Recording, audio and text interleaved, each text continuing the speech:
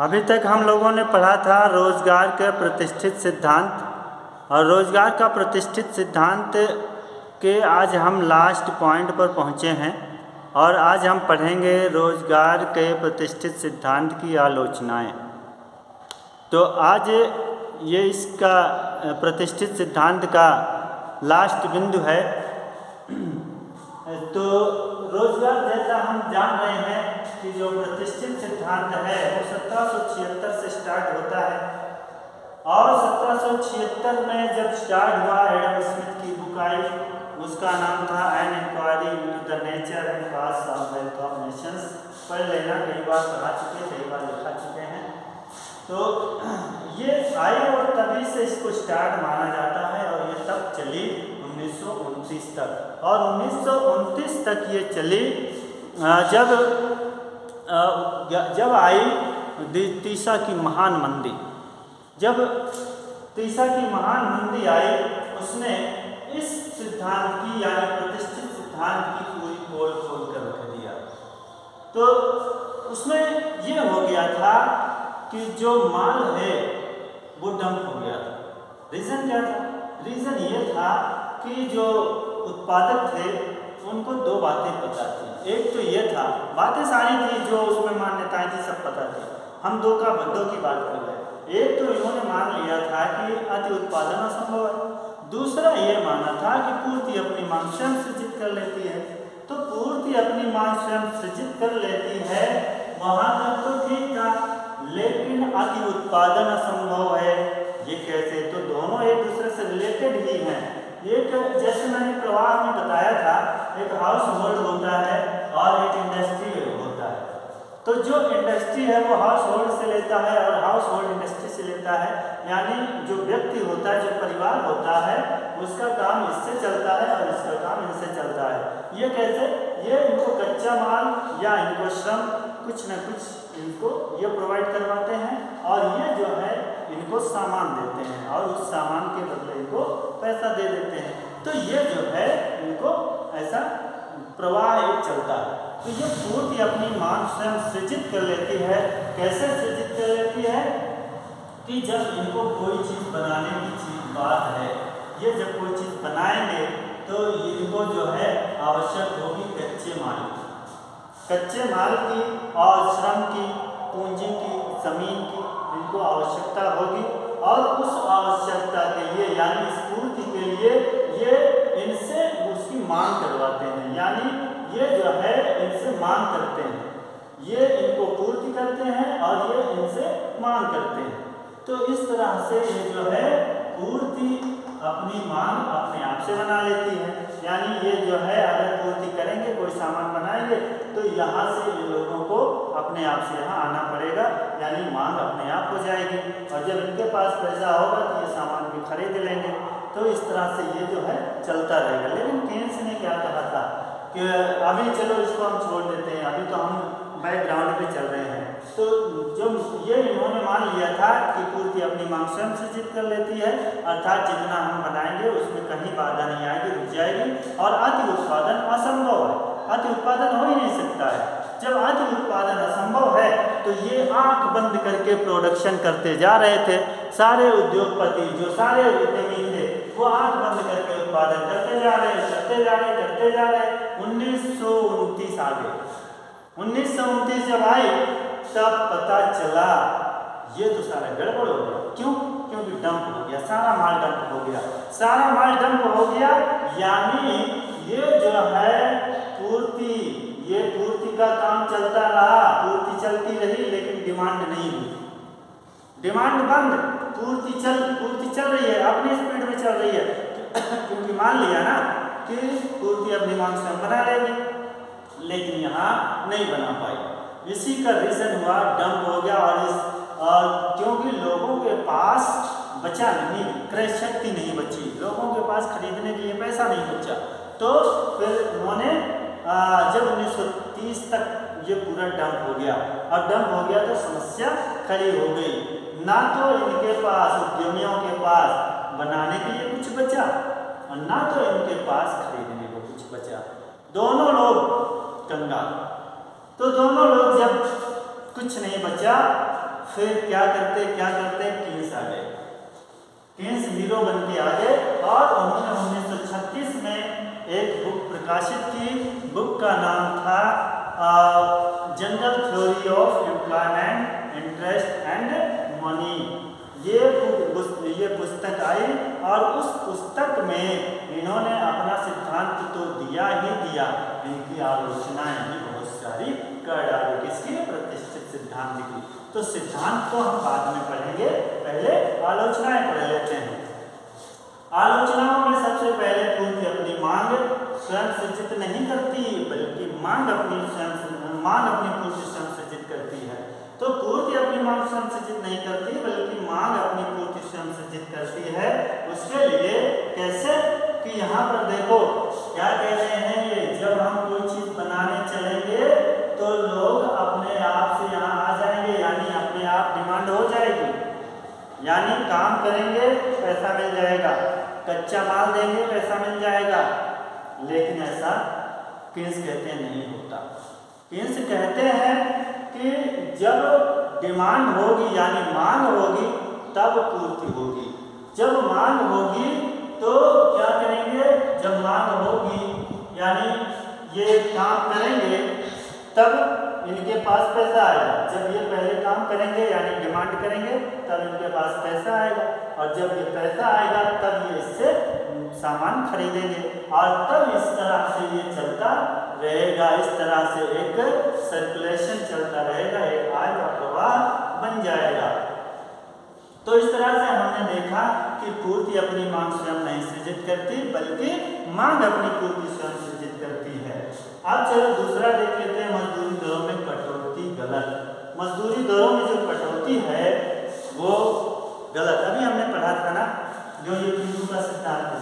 Pigou कहते हैं कि पहली बात तो पूर्ण रोजगार है। पूर्ण रोजगार में कमी हो ही नहीं सकती, हमेशा पूर्ण रोजगार रहेगा। लेकिन कभी अगर थोड़ा सा ये हुआ कि रोजगार में कमी आ गई है तो हम मजदूरी थोड़ी सी कम करके सबको रोजगार दे देते हैं। यह था पीगू का, मजदूरी में नम्यता, मजदूरी में कटौती। लेकिन कीन्स कहते हैं कि यह गलत है, यह तरीका सही नहीं है। तो क्या किया जाए?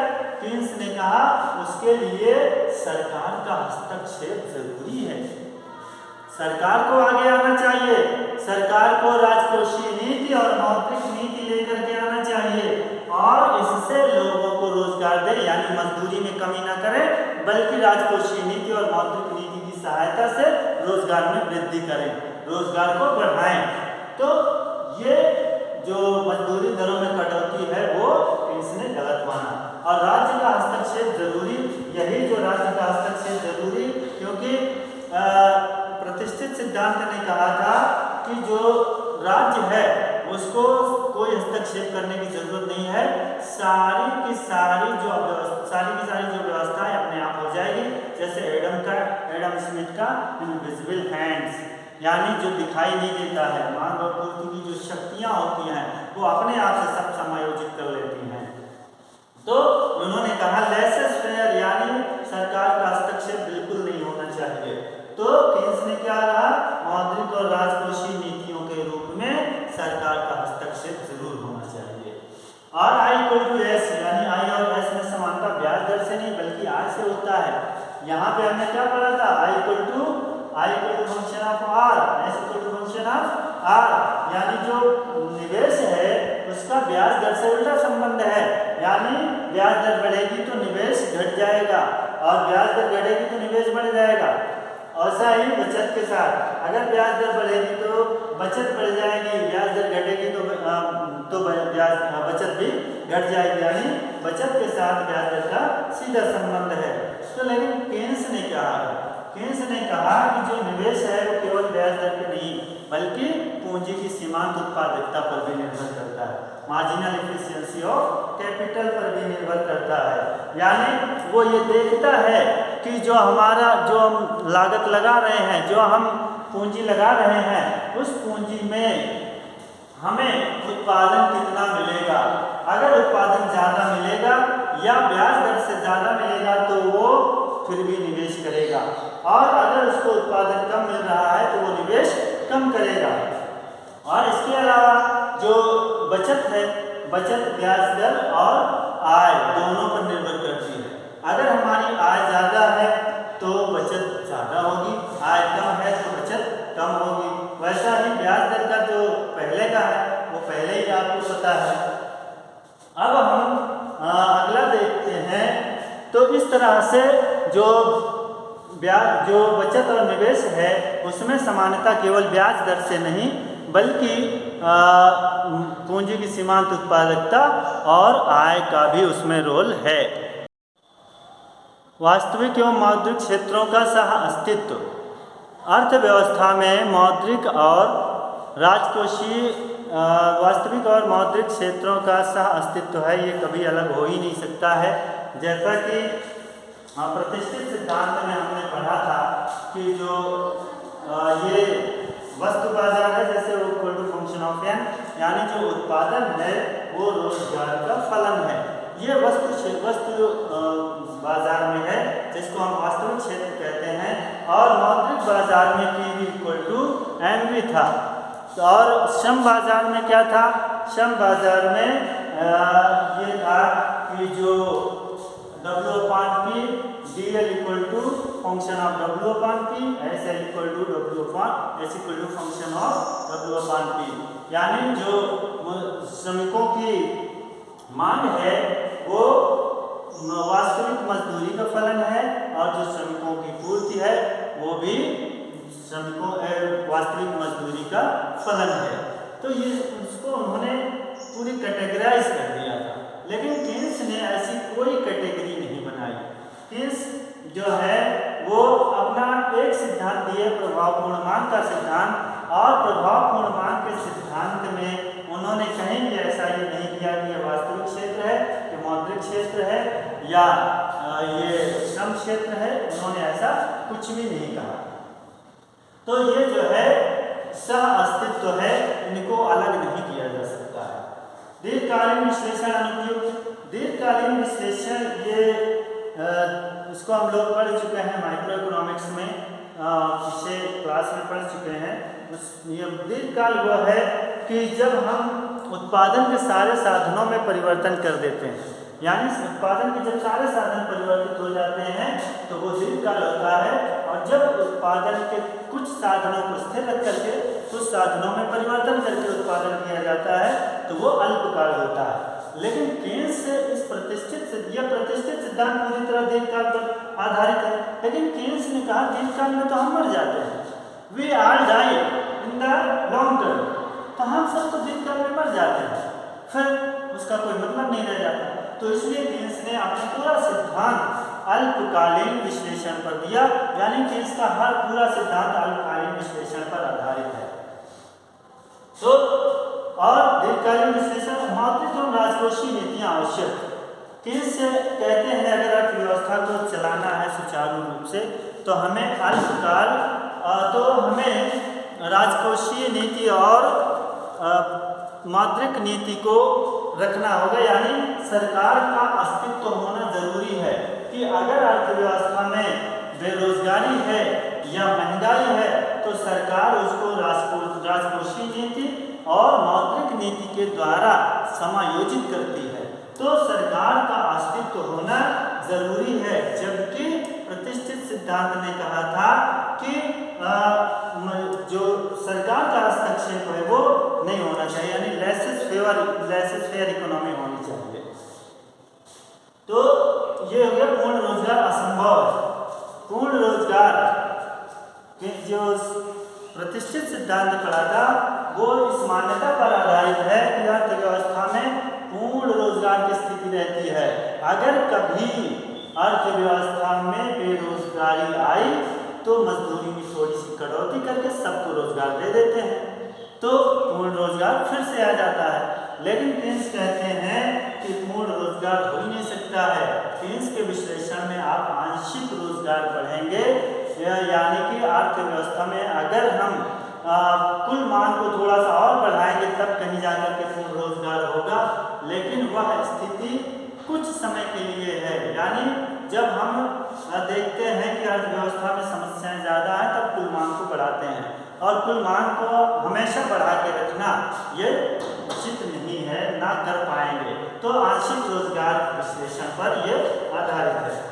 व्यापार चक्रों की व्याख्या करने में असमर्थ, यह सिद्धांत जो है वो व्यापार चक्रों की व्याख्या करने में असमर्थ है, वो व्यापार चक्रों की व्याख्या नहीं कर सकता है, जबकि केस का